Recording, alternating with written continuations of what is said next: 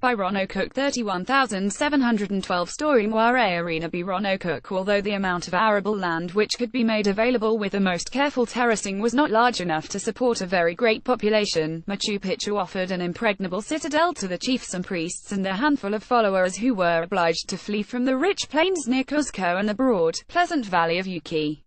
Only dire necessity and terror could have forced a people which had reached such a stage in engineering, architecture, and agriculture, to leave hospitable valleys and tablelands for rugged canyons. Certainly there is no part of the Andes less fitted by nature to meet the requirements of an agricultural folk, unless their chief need was a safe refuge and retreat. Machu Picchu and Pumapunku have an ancient relationship that few may realize, nor can they comprehend their mysterious worth to our history. The complexity of the data associated with their remains as an artifact of our past is perhaps beyond our ability to decipher. Some of us think that in those old days when these great archaeological sites were first created by powerful minds, there was much more transpiring on this planet than what current history reports to us today. We believe that the evidence shows that a highly advanced race of mankind was about to face terror in the form of massive Earth catastrophes that would wipe the planet clean of most evidence in support of those who became gods to lesser survivors unable to think past their abrupt circumstances. These creators, who possibly were scientists schooled beyond our present scope of the term, were geneticists and geologists of high repute and capabilities. Common men, such as we modern citizens, were their agents, and they worked the universe as professionals who knew the primary technology that we today attribute to various indigenous tribal types, or what have been called savages by academics of today. Herein is the introspective story of their lives and times. Geologic evidence of the Earth shows that this world was swept by a number of tsunamis some 12,900 years ago at the end of the last so-called Ice Age. Reference the Carolina Bays event or the Younger Dryas event. Then some enterprising souls sought survival in self-righting arks, and others climbed the highest mountains they could find. Still others hid in caves capable of trapping air and allowing food stuff to keep. Many, who just wanted to have the little fun, were swept away along with the end of an advanced civilization. Pumapunku has the last surviving evidence engineering beyond most of what we can accomplish with stone granite today, proving that this indeed did happen, and those there at that unusual place during the last days went to the site of Machu Picchu in hopes of survival. The large peak called Huayna Picchu is full of highly sophisticated and well-designed caves that hide many difficult areas to approach. In point of fact, much of the terrain of present-day Peru is inundated by finely cut tunnels still unexplored or even sought. The last vestiges of a once highly advanced humanity who could create with some massive results are today called Incan, but the Inca did not do the great works, they only co-opted the remains that they found in the wanderings in a land long ago washed away. Hiram Bingham, the great Yale explorer supported by the National Geographic Society, did not seem interested in these sites, but some believe there are still areas there, other than the Temple of the Moon. It looks like a parking garage for a Harrier jet, that contains many clues to an ancient civilization almost unknown to the Inca. Due to the terrain and the massive curve in the river below, Machu Picchu was a perfect place to ride out a tsunami with a standing wave of 1.5 miles tall. Though Pumapunku is higher 13,000 feet above sea level, the run factor of level land would cause it to be destroyed by wave action in both earthquake and water wave actions. The advanced creators of that long ancient time knew this and absconded to Machu Picchu's solid granite base. It was the best bet and most scientific alternative with so little time to prepare. Below is the story of that ancient time, and Jomon said 12,900 years ago, when I was in my youth, my father and I witnessed the first incoming shards of a massive comet called Dragona. It appeared almost as a feathered serpent in the high sky as its first splintered pieces came slithering into our sector of the universe, spewing its destruction thoroughly upon our beloved work. The massive comet twisted as it fragmented into numerous portions, and those who saw it said it resembled a giant snake with a fiery head. Segments of it went into orbit to rain havoc down on the Earth for eons. The heaviest parts drilled deep within the planet, causing massive earthquakes. Earlier, as we stood in awe watching it come to our world on our senses at our small home base Pumapunku, it was felt as a foreboding and deeply dreaded, knowing that we must seek safety immediately. Massive fear swept over the assembled creators on assignment, therefore we had become accustomed to the good life. As engineers of macro and micro creations, a genetic science, we were well versed in the ways of existence. We knew all too well that our time on Earth was about to be transformed by an act that would send massive tsunamis and earthquakes across the entire planet. Our works would be destroyed in an instant, and a new test of our abilities was about to begin. We had already set up a number of outposts for our research teams of geneticists in what is now Birua, Peru, in various places held in solid unmovable white granite stone in guarded hopes that we could survive with some of our works. My father's teams would weather the onslaught of this massive comet in the seclusion of these strong mountains. You now call it Machu Picchu. Immediately we began to build a base there amid those jagged, strong peaks. Tunnels were carved with our projected beams to provide hydratite facilities for research and survival. In fact, the mountains were perfect as an impregnable base of operations. It still is such today. We were prepared technologically referenced flying platforms that housed our systems and techno-machines, and psychologically, but much of the rest of the planet would be caught by surprise.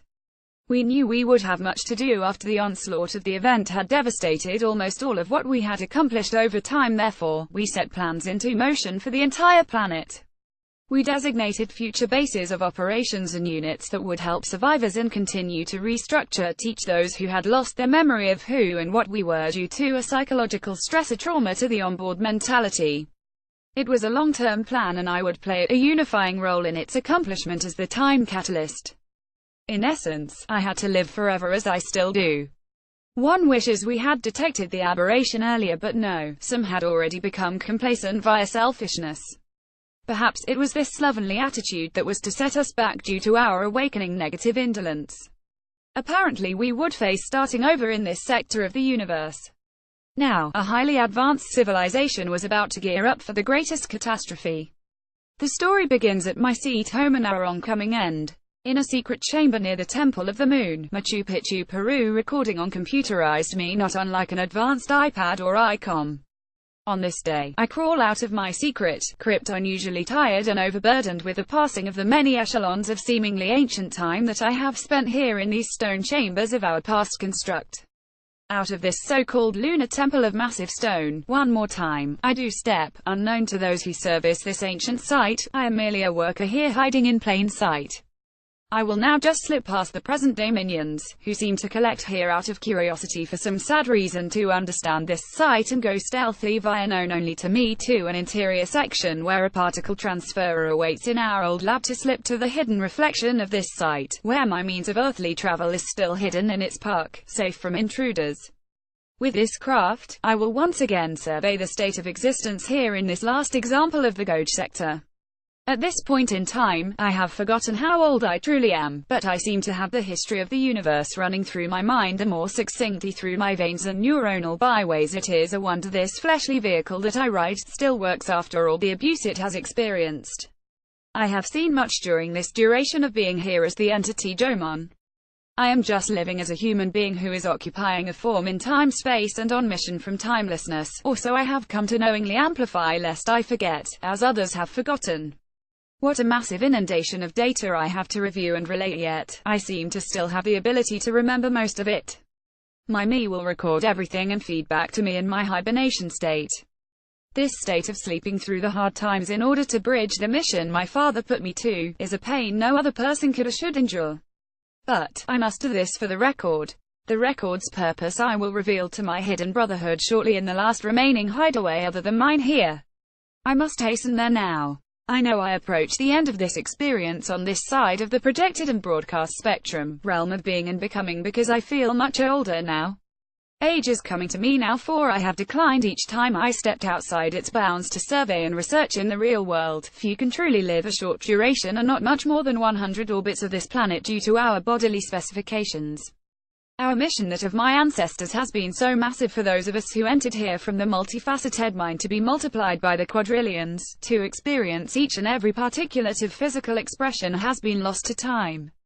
Most of my brothers and sisters do not even remember our original mission to amplify the expressed realms from within the visual and sensory fields. Some humans are now in a cycle repeating over and over again, attempting to find themselves and return to their known plan that is hidden deeply in their base monadic being. Such knowledge only drips through via dreams now. Few realize the value of their dreams in this, the collective interface. Many will listen to themselves long enough to catch fire and escape their self-imposed hell. Their distractions occurred long ago, as did mine, at the behest of the comet that was more than a comet in its construction. It was more a loaded comet of massive proportions of ice and stone. I digress when I think upon its construct and the reason for its mission. I have been hiding and at the same time hibernating, coma-like here at this point on Earth, which has become my sequential home and from the looks of things the home of many of my fellow travelers here in the Moiré arena. Since I periodically have dipped in and out of the real world numerous times since 12,000 years ago, I have trouble remembering who or what transpired over time. Thank goodness my computer's receptors have updated me each time I awaken here. It seems many of this current period's vacationers are intrigued by the sophistication of our old point of refuge. The few times I have seen them, they look at me blankly and I know they have forgotten their own inner self, as evidenced by the blank looks reflected in their eyes. Today, they mill about this place as if they have come to see what we built here in my youth. They have added much to the site via ill-placed stone. In comparison to our planned work, it looks something akin to the lacking of specifications and the engineering knowledge required to erect this abode. Yet, they seem to not know me at all. Strange, there were times when no one lived here at all after the many years had passed. It certainly has been a long time since anyone worked here as we did in the beginning before the end, long ago. What we created in such a short time was a spectacular work of entity engineering. Those fellow beings who tarry here are no longer in possession of the universal mentality we all had, but are localized entities now, built upon the memory of one who gives them a birthing, the ongoing backup. They think in a line and their communications are singular in scope while possessing the capability of dual gestalt thought. They can no longer read the symbols expressed by the movement of the implicate order, generating our very presence from the background of timelessness, the bifurcation of life, as they say. The beat goes on from the Sephira. Tree of existence. At least I can still remember my roots. I remember when my father first reignited my mind to the fire of the universe. He said, not that one is, but that whereby is, thus is the crux of being and becoming. I will never forget the day he came up to me and said, wherein does the point of your thought cursor exist? What is wrong with your attempt at thinking you no longer know who or what you are? I was taken firmly aback. This is what he said to me. When we came here into this virtual expression of our collective dream, our plans were indeed expansive and well supported by the incremental generative order of coherency. Our goal was to create an entire universe of dynamic expressions utilizing the elements and principles of deity, our very foundation of being and becoming as broadcast from timelessness or always. To exist in this realm of sequential eventuation via the impetus of force through light requires the alternation of wave and particle in the dart of the Sephira, the heart of fiery intellect. This collective of mentality is the is. Some have moved to the forgetting of their own being and becoming. I was a prime example of forgetting who and what I was. Earth was one of our experiments in which we manifest in multifaceted bemanship. Mind was our interface and the mover was the generative spirit, the enigmany.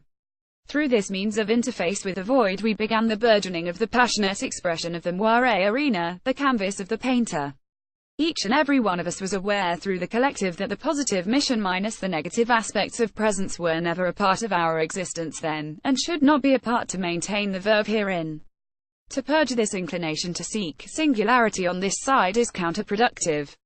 No one part shall be the whole through fiat and selfish endeavor in this multifaceted state of experiencing time at the same time. If upon pursuit to this cause occurs, then chaos burgeons forth toward destruction of the whole here in this Moiré arena of fluorescence, life as some call it. Initially there were 7 aspects of us who explored here and began to create with each succeeding elemental of creation from our point of departure, each more complex than the last. With every creation we began to collect a phenomena we called time, a creation from the movement of the enigmany. This aspect or anterior and exterior realm of presence requires multitudinous sheaths of vehicles of related means to the mental points of drive, or curses. These curses are the entry points for the throughputs driven by light mind and the fiber of always. Within the timelessness of always is the means of abject complexity beyond all mental assemblage's ability to know completely due to its ongoingness. The enigmany is the absolute and ultimate unknowable spirit, the Holy Spirit. From it issues generation into presence. That was then and this is now. Records found since my father died. Information about the world before the comet came. Woe comes to those who see existence as play rather than initiation. Surely my initiation will soon stand its ultimate test. This day I had hoped would never come to those of us who shepherd here in and on this world. As a representative scholar and teacher of things genetic, having access to the star data transfer is not one of my means of orbital sustenance. Their information is given to those of us who are chiefly in charge of distant research in other creational lands. Biru is my favorite assignment here, and it is in that land that I have raised a family and became close to many of my field party, who are almost as family. To break the news to them will be hard, and the plans of putting survival into motion will indeed be tedious and heart-rending to the highest degree. I am at a loss. I have been in charge of them all so long, it is something I thought I would never have to face. A runaway comet of massive proportions is heading our way, and though we practitioners at Star Data Transfer tried to destroy it, the comet has fragmented due to our insufficient targeting efforts. It still comes at the Earth now in the form of 10,000 particles of massive destruction. It will arrive in a few months, and no one knows just what its potential will be to this planet. The comet assemblage is not unlike a great snake that is twisting and turning as it is on course to impact this section of the Godja Realm sector. We must leave and hurry to our projects and prepare our people. The dread pulls me down to a heavy continence, almost as though I pull a million bens behind me. The Shimar craft is our destiny as we shepherds make haste toward the pyramid of ascent for our journey to Biru. It is far away and will mean I have almost the time of an orbit to contemplate and make plans for our protection and hopefully a saving of our research tools and creations. It has been a great period while here in the Moiré arena, utilizing this grand sheath to accomplish the information transfers.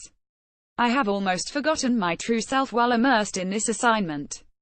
But I still hold true to my test. My pilot has arrived and I shall retire to my post to meditate upon my task ahead. Away. But we shall pass over the wonders of our primary seat upon this old and distant realm called Earth. We had built a grand place in this massive valley of fruitful creations.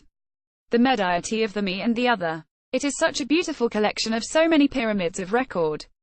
I sit here recording my thoughts for my son, who is now my finest confidant on scientific matters. I do this with the deepest regret in that I do not know exactly what to do.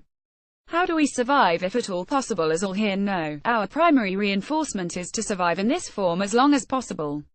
How will the world survive the onslaught of this spray shot of millions of particles racing to our throats where our last breath sends us home? We have been here on this planet for over 4 million orbits, the Omegon practitioners who help create realms of occupation. Our work has been so well done. Now, it will probably all be lost to the storm of fire that is destined to impact our art. As the three of us fly home to the works of our interest in Biru, we circle above the below, the Great Valley region that has been designated as this sector's home seat or base. We call it Arenaby, the last garden sector. The Guardians, our engineers, are the primary workers in this massive site, and they are still working to build designs that will most likely be shattered beyond recognition in the coming months. What a loss, and they most likely have not yet been told, for they seem to be working even harder to meet the next deadline of accomplishment. When I first saw the creations below in this old land of the Guardians, our builders, I was in awe of their accomplishments. It encouraged me to grow and to know all I might become in this seat of my creation vehicle here in time-space. I know I could pass this test when I saw their works because I was not unlike them. I had the wherewithal to grow in mind with this body. I set out to be the best I could possibly be. That was long ago, though I have been here many times in the past of this experience. This was my time to shine. The whole valley region is filled with great accomplishments. Built aspects that rise to the heavens, and they are not as my old home of Jomona in the other ocean region. But I do miss my great red trees that rise to the sky also. They are of our genetic constructs and are more natural than these great edifices of secondary constructs, not unlike our shemis, but on a larger scale and much more creative yet geometric. I have had hopes in the past that my son would see this someday, but no. According to my Shema's recorded data controls, I have been here for over 13,000 orbits of this planet, Earth.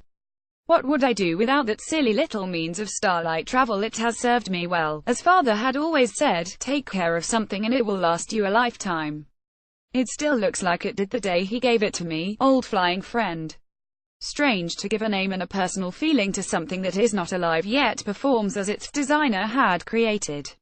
I think it is the only one left in time-space. I have taken good care of it, as I have maintained all of my generational possessions for what seem only a few years. But, had we not gone to these extremes of secreting away all our evidence of existence, we would have never been able to pass this great message on to our own, for they are terrible in their memories. I can sympathize with their train of thought. This process is not easy with all the distractions present. I have lived beyond any person I have known and have kept it a secret since my early years of existence. Only my father and the inner core of the League of Humanity knew of this experiment to bridge history with a human voice.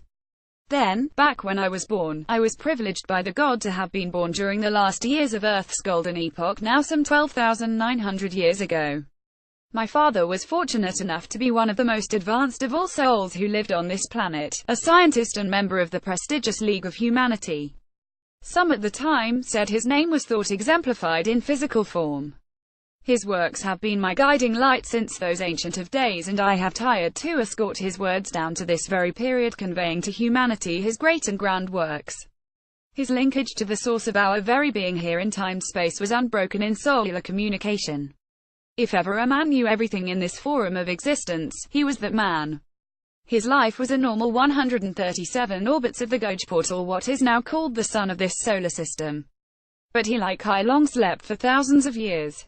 I took his name later in my life to carry on his work, but we will come to that later in this long and detailed report that I am almost sure is the only link to who and what we humanity all are here in time-space. My home was Ubnaka Learning Center near what is now called Peru, specifically the mountainous area. I am transcribing this material now from a hidden vault deep under that old mountainous abode, my former youthful home. In those now ancient times, the landmass was indeed much larger, and my home was much higher. Things were very different back when I first become manifest here in this realm of the Moiré arena, the focused ground point of the eye of God within this dimension. My early world was a home filled with excitement and much learning. From the instant I arrived here, my father made sure of that. All of his associates kept me busy with constant psychic adulation. He was already somewhat old when he fathered me to my mother, who was one of his assistants in the most important aspects of his research into how we should attain coherency in this realm. I was born the old way. I was my father's own experiment in prolonging existence as a being in one form. It is this abode where I live that contains the secret hibernation and cryogenic device to my longevity. But I shall dwell upon the how of that later in this transmission to surviving humanity. My becoming is so involved with the exactness of my father's findings on human existence in this manifestation of being here in physical form that I have had to maintain incremental and precise controls in how I leverage each and every second of my movement from one point of being to another in this world. The timing of my existence must be precise, and I always must return to here, my home, via the Sema.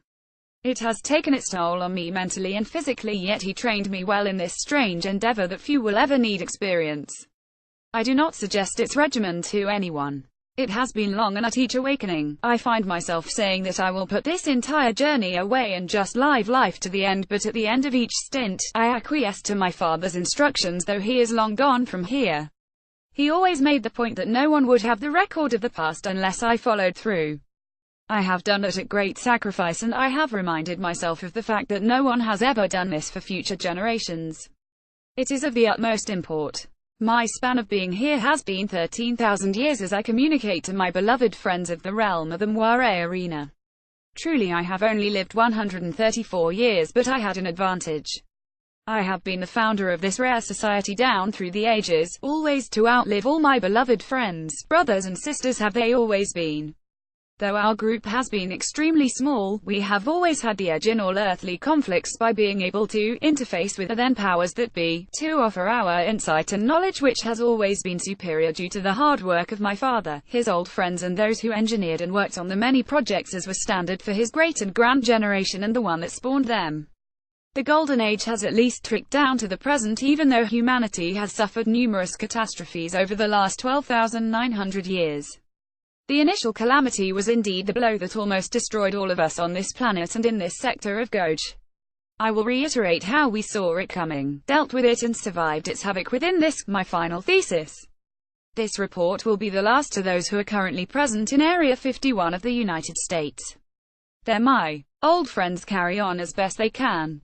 Some carry on only in a vicarious modality of computer memory of their proud and accumulated neuron-linked knowledge and wisdom. As I have lived through it all, with those beloved of you.